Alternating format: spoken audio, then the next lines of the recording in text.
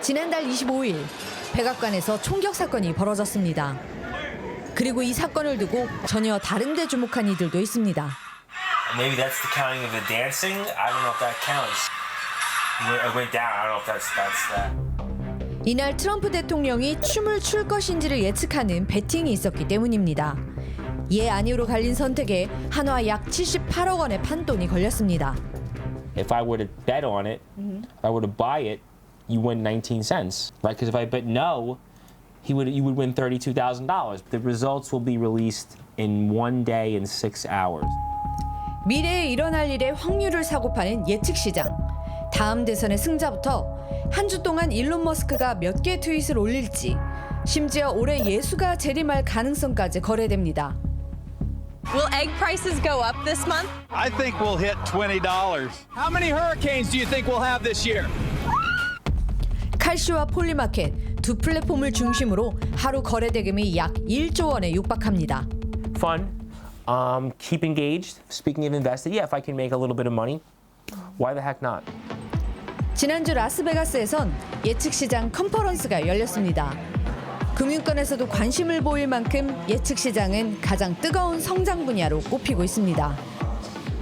최근 1년 사이 예측 시장의 규모는 4배 이상 급성장했는데요. 단순한 베팅을 넘어서 투자와 정보가 결합된 새로운 플랫폼으로 보는 시각도 늘고 있습니다.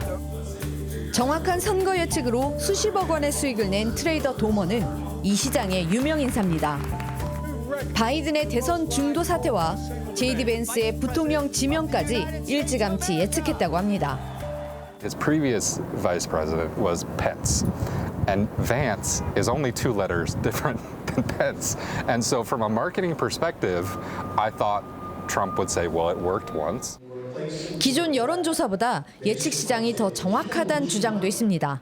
They've got a little bit of an investment in the outcome, in forecasting. It clears their head. Instead of causing them to have an emotional attachment, what they do is they start to concentrate and think, what do I really think is going to happen rather than what I want to have happen. 컨퍼런스장의 뜨거운 열기와는 달리 문 밖은 소송전으로 시끄럽습니다. 네바다를 비롯한 주 정부들이 이들을 허가 없는 불법 도박업이라며 제동을 건 겁니다. 이에 대해 플랫폼들은 자신들은 도박이 아닌 금융거래라며 맞서고 있습니다. 하지만 전쟁, 범죄와 같은 비극적 사건까지 돈 내기 소재로 삼는다며 눈살을 찌푸리는 이들도 많습니다. I think it's totally immoral for anyone to bet on somebody else's life. To me, that's disgusting. 도박업이었다면 지켜야 했을 법적 의무도 피해갑니다. For example, they limit it to people who are over 21. The prediction market platforms allow people to bet that are under 21. They also require monitoring of suspicious betting patterns. These are all things that the states that have allowed sports betting in requirements and laws have in place, and those are things that are not in place at prediction market platforms. 논란은 점점 커지고 있습니다. 뉴욕 연방법원에 출석한 미 육군 특수부대원 벤 다이크 상사. 베네수엘라 마두로 대통령 생포 작전에 관여한 그는 예측 시장에 돈을 걸어 약 40만 달러를 챙긴 혐의를 받고 있습니다.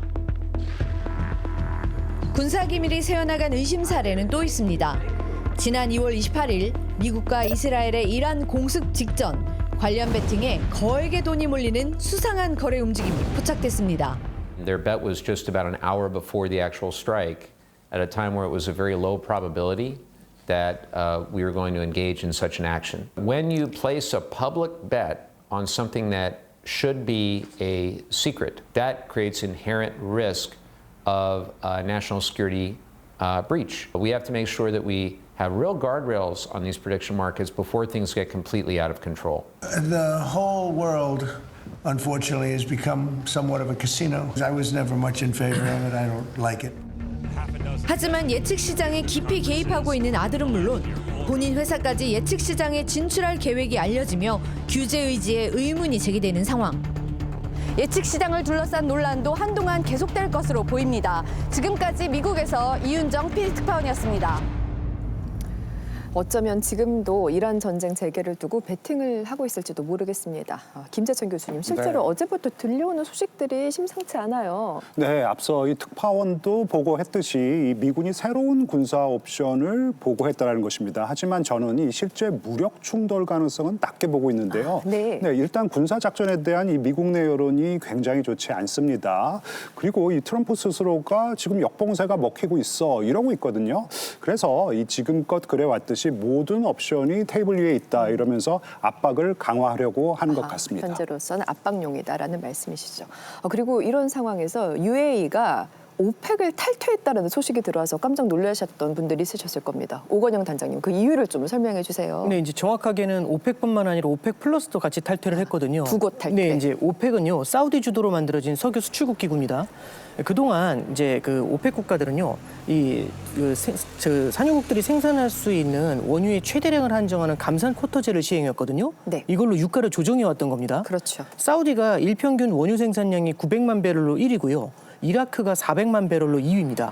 그다음 3위가 UAE인데요. 300만 배럴 정도 되고요. 아하. 참고로 이란도 300만 배럴 정도 됩니다. 네. 지금 UAE 입장에서는요. 전쟁으로 인프라 피해가 막심하기 때문에 원유를 최대한 많이 팔아서 이 손실을 메꿔야 한단 말이죠. 근데 이 쿼터제가 발목을 잡고 있다 이렇게 본 것 같아요. 그래서 탈퇴했군요. 네, 그렇습니다. 근데 이렇게 되면요. 문제는 오펙입니다.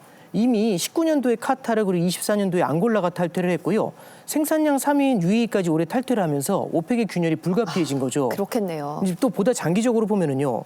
미국 같은 경우는 지금 세계 매장량 1위죠. 베네수엘라 유전에까지 어느 정도 영향력을 행사할 수 있게 된 상태입니다. 네. 오펙의 영향력이 약화되는 반면에 상대적으로 미국의 에너지 패권이 강화되는 그런 모양새가 될 수도 있을 것 같습니다. 네, 트럼프는 웃고 있을 것 같습니다.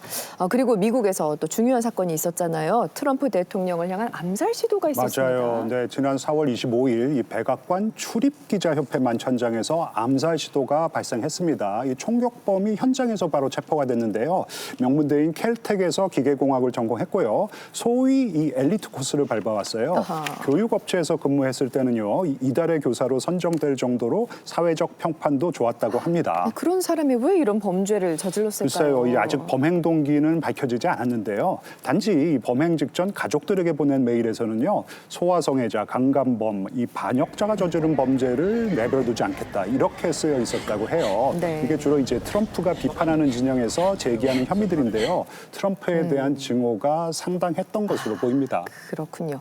트럼프 대통령 암살 시도가 이번까지 하면 벌써 3번째 아닌가요? 네, 그렇습니다. 아마 다들 기억하시겠지만 맨 처음이 지난 이제 24년도 대선 유세 때 암살범이 쏜 총알이 트럼프의 귀를 스치고 지나가면서 네. 당시 트럼프가 위기를 이겨낸 영웅처럼 그렇게 묘사가 됐었죠. 주먹을 불끈 쥐며. 네, 그렇습니다. 두 번째는요. 같은 해 9월이었죠. 저격수가 골프장 인근에 숨어있던 걸 경호원들이 체포를 하면서 일단락이 된 적이 있고요. 이번까지 합치면은 2년 사이에 벌써 3차례나 벌어진 겁니다. 네. 근데 이제 이번이 유독 잡음이 좀 많아요. 그래요? SNS에서는 이게 자작극의 증거다라고 하는 게시물들까지 이제 화제가 되고 있는데요. 자작극? 예, 참고로 말씀드리면 총소리가 들렸을 때 트럼프가 당황하지 않았다거나 급박한 상황인데도 어떤 사람은 태평하게 앉아서 샐러드를 먹더라 이런 것들도 있고요. 네. 사건 직후에 이루어진 기자회견장에서 헤그세스가 웃었다 이제 이런 내용들을 얘기하고 있습니다. 듣고 보니 그러네요. 네, 그렇습니다. 이제 이런 내용을 통해서 결국 트럼프가 지금 지지율이 떨어지니까 반전 기회로 삼으려고 암살극을 벌인 게 아니냐 이제 이런 주장이 나오는 거죠. 예. 어떻게 보면 다소 이제 과도한 의혹까지 이렇게 제기가 되고 있는 겁니다. 그러게요. 설마 자작극이겠어요. 그냥 음모론이라고 봐야겠죠. 그런데 트럼프가요. 이번 사건을 자기 정책 합리화에 이용하려 하긴 하더라고요. 이 그래요. 사건 직후 긴급 기자회견을 열었는데요.